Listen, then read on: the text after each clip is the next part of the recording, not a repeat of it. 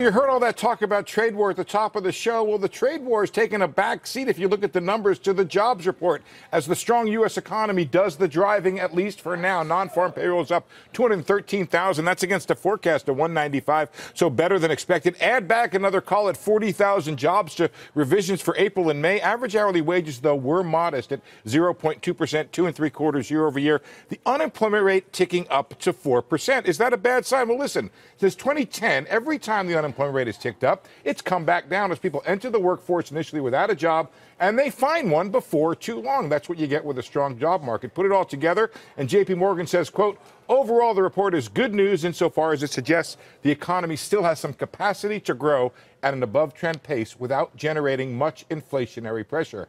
And that's what the market seems to have cheered today. But will it continue? Some economists think the negatives from tariffs could show up in the jobs report in the months ahead. Diane Swank for Grant Thornton writing, quote, quiet before trade storm for employment in June.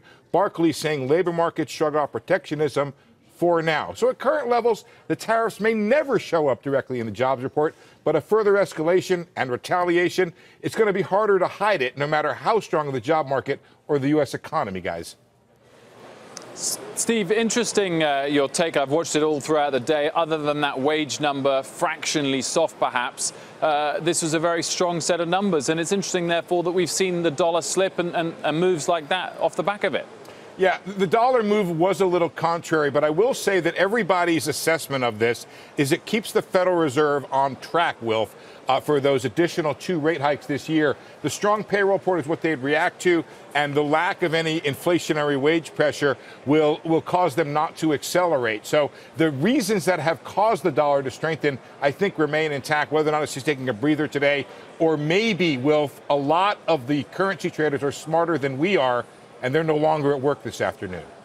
You got any concerns, Steve, about the yield curve still being so flat and actually getting flatter in the last 2 days despite I do. economic data? Why are long-term interest rates not rising higher? Look, I'm somewhere between I need to worry about it and Rick Santelli's idea that things are indeed different this time because of how much the central bank holds. I'm thinking about this a lot. I do know the Federal Reserve is concerned about it, and some Fed officials I've spoken with, Michelle, tell me that they do not want to raise interest rates to invert the yield curve. It's something they're going to be watching. I don't know that that is the median sentiment on the committee.